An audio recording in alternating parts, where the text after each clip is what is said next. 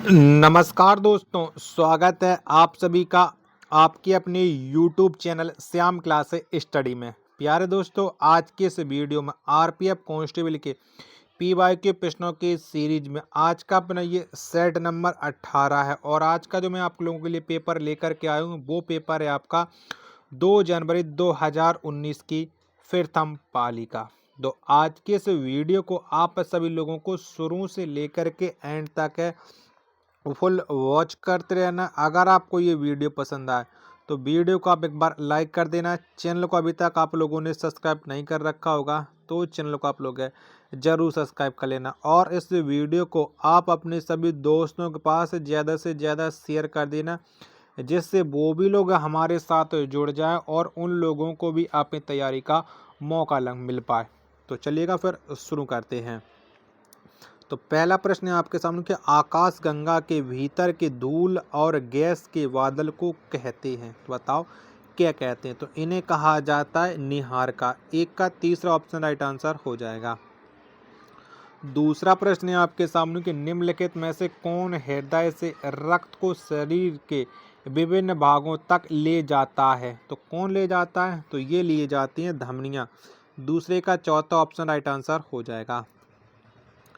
तीसरा प्रश्न आ जाता है कि 2018 में पहली बार फीफा पुरुष फुटबॉल विश्व कप फाइनल में पहुंचा। तो बताओ कौन पहुंचा था पहली बार। तो ये पहुंचा था क्रोएशिया। तीन का चौथा ऑप्शन राइट आंसर हो जाएगा। चौथा प्रश्न आ जाता है आपके सामने कि लोध जलप्रपात राज्य में स्थित है। तो कौन से राज्य में।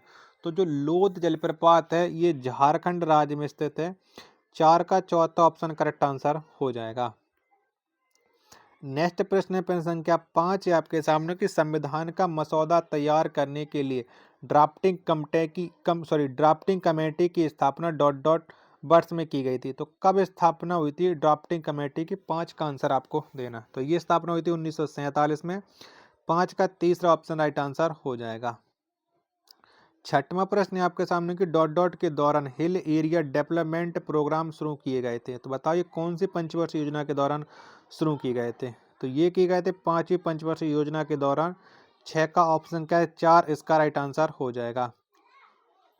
सातवां प्रश्न आ जाता है आपके सामने कि कौन सा अम्ल सामान्यतः एसिटिक अम्ल कहलाता है और कार्बोक्सिलिक अम्ल नामक समूह से संबंधित है। तो कौन से अम्ल का संबंध है। 7 का आंसर। तो इसका संबंध है एथेनोइक अम्ल का। दूसरा ऑप्शन राइट आंसर हो जाएगा। अगला प्रश्न क्या 8 है आपके सामने कौन सी ग्रंथि वृद्धि हार्मोन को स्रावित करती है। तो बताओ कौन करती है। तो वृद्धि हार्मोन को जो स्रावित करती है वो पीयूष ग्रंथि करती है। 8 का दूसरा ऑप्शन राइट आंसर हो जाएगा। चलिएगा अगला प्रश्न संख्या 9 है आपके सामने ग्रामीण रोजगार सृजन कार्यक्रम में शुरू हुआ था। तो बताओ ये कब शुरू हुआ था। ग्रामीण रोजगार सृजन कार्यक्रम 9 का आंसर आपको बताना है। तो इसका शुरू किया गया था 1995 में। 9 का ऑप्शन क्या 4 इसका राइट आंसर हो जाएगा। अगला प्रश्न संख्या 10 आ जाता है आपके सामने केसरी समाचार पत्र किसके द्वारा प्रकाशित किया गया था। तो बताओ किसने केसरी समाचार पत्र को प्रकाशित किया था। तो ये प्रकाशित किया गया था बाल गंगाधर तिलक के द्वारा। 10 का ऑप्शन क्या दूसरा इसका राइट आंसर हो जाएगा। चलिएगा अगला प्रश्न आ जाता है प्रश्न संख्या 11 आपके सामने कि उष्ण कटिबंधीय चक्रवातों को में टाइफून के नाम से जाना जाता है। तो बताओ किसे जाना मतलब कौन से देश में टाइफून के नाम से जाने जाते हैं उष्ण कटिबंधीय चक्रवात को। तो ये जाने जाते हैं जापान में टाइफून के नाम से। 11 का दूसरा ऑप्शन राइट आंसर हो जाएगा। 12वां प्रश्न है आपके सामने किसने ड्राफ्टिंग कमेटी की अवमानना करते हुए इसे एक नए शब्द ड्राफ्टिंग कमेटी से संबोधित किया। तो बताओ ये किसने संबोधित किया था। 12 का आंसर क्या हो जाएगा। तो ये संबोधित किया था नजरुद्दीन अहमद ने। दूसरा ऑप्शन एकदम इसका राइट आंसर हो जाएगा। अगला प्रश्न आ जाता है प्रश्न संख्या 13 है आपके सामने कि द्रव्यमान और वेग का गुणनफल क्या है। तो बताओ क्या होता है। तो द्रव्यमान और वेग का जो गुणनफल है वो आवेग होता है। 13 का पहला ऑप्शन राइट आंसर हो जाएगा। प्रश्न संख्या 14 आपके सामने की रेडर शब्द निम्नलिखित में से किस खेल से संबंधित है। कौन से खेल से संबंध है रेडर शब्द का। तो रेडर का संबंध है कबड्डी से। 14 का तीसरा ऑप्शन राइट आंसर हो जाएगा। अगला प्रश्न संख्या 15 है आपके सामने कि भारत के संविधान के मुख्य वास्तुकार कौन था। तो भारतीय संविधान के जो मुख्य वास्तुकार हैं वो हैं B.R. अम्बेडकर। 15 का पहला ऑप्शन राइट आंसर हो जाएगा। आशा करता हूं कि आपको ये वीडियो पसंद आ रही होगी, तो प्लीज वीडियो को लाइक करें। चैनल को अभी तक आप लोगों ने सब्सक्राइब नहीं कर रखा होगा तो चैनल को आप लोग जरूर सब्सक्राइब कर लीजिएगा। चलिएगा, अगला प्रश्न अब आपके सामने प्रश्न संख्या 16 है कि भारतीय संसद का कौन सा सदन जनता द्वारा सीधे लोगों द्वारा चुना जाता है। तो कौन सा सदन चुना जाता है, तो ये चुना जाता है लोकसभा। 16 का दूसरा ऑप्शन करेक्ट आंसर हो जाएगा। प्रश्न संख्या 17 आपके सामने कि 1929 में कांग्रेस द्वारा आयोजित अधिवेशन में पूर्ण स्वराज को लक्ष्य के रूप में स्वीकार किया गया था। तो बताओ किसे स्वीकार किया गया था। 17 का राइट आंसर क्या हो जाएगा, तो ये लाहौर पहला ऑप्शन राइट आंसर हो जाएगा। 18वां प्रश्न है आपके सामने कि वर्ष 1784 में एशियाटिक सोसाइटी ऑफ बंगाल की स्थापना किसने की। तो किसने की थी, तो ये स्थापना की थी सर विलियम जोन्स ने, यानी 18 का दूसरा ऑप्शन राइट आंसर हो जाएगा।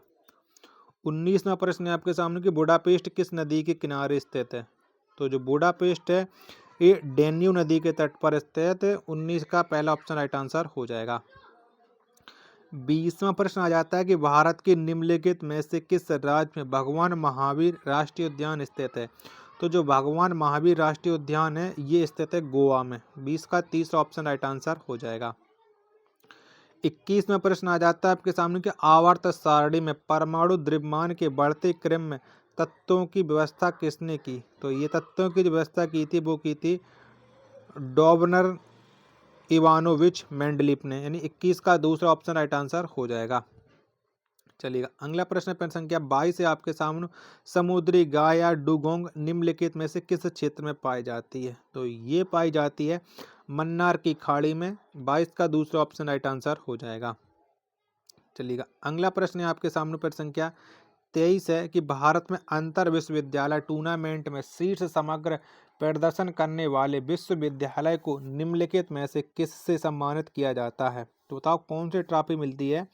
23 का आंसर, तो ये सम्मानित किया जाता है मौलाना अबुल कलाम आजाद ट्रॉफी से। पहला ऑप्शन राइट आंसर हो जाएगा।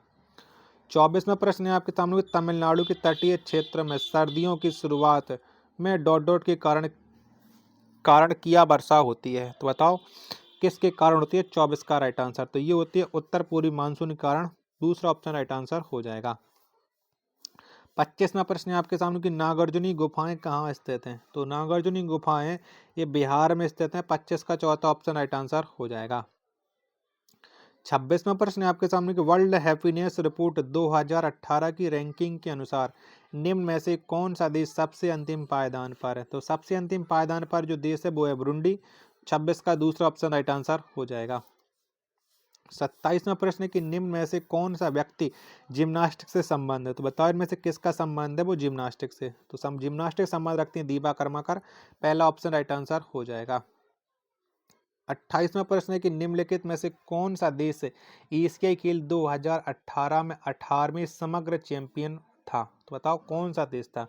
तो वो था चीन। 28 का दूसरा ऑप्शन राइट आंसर हो जाएगा।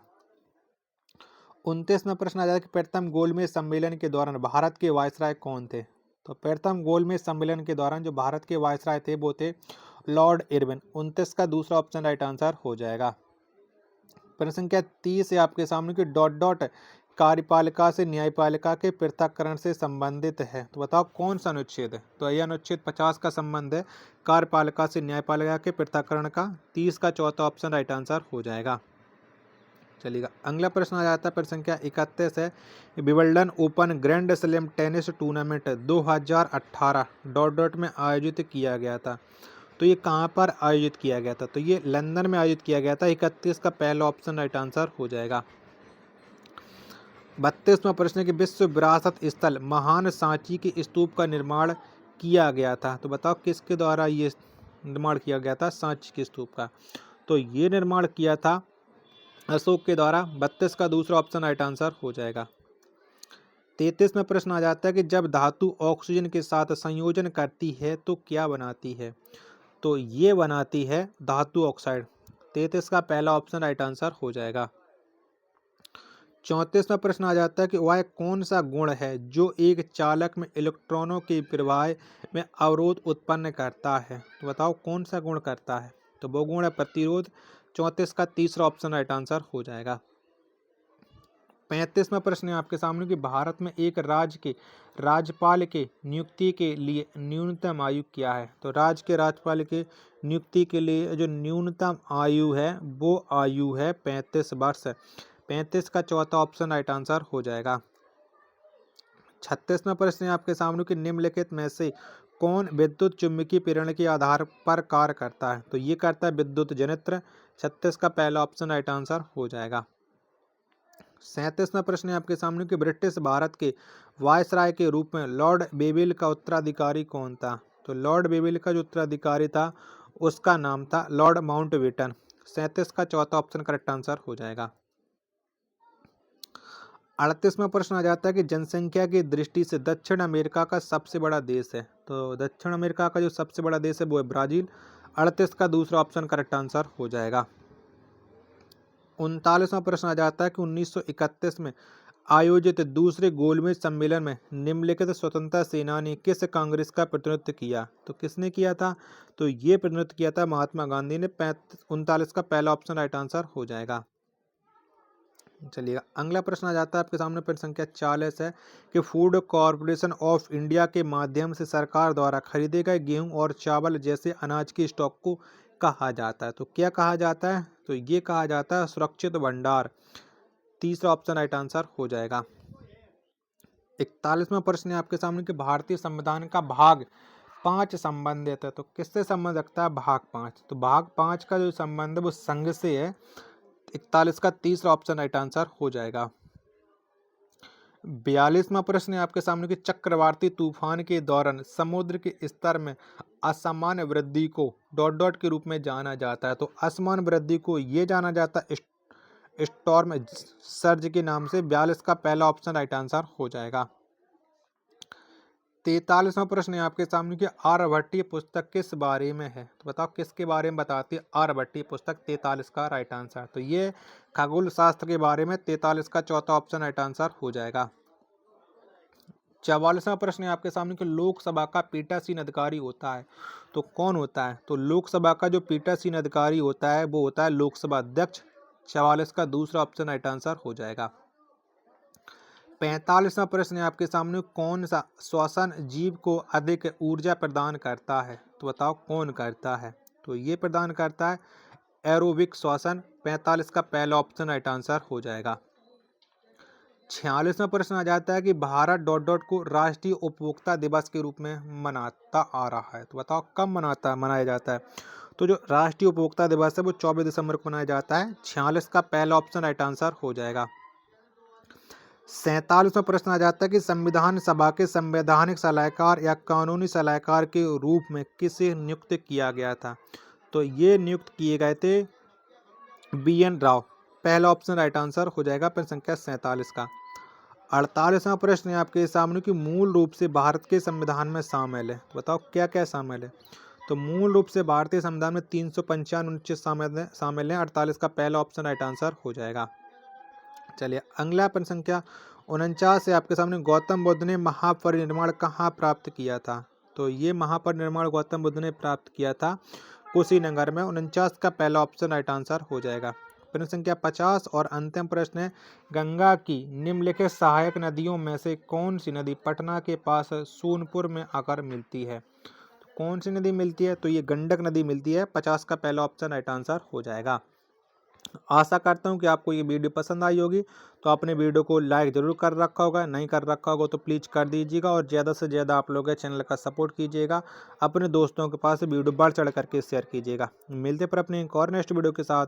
तब तक के लिए धन्यवाद। जय हिंद, वंदे मातरम।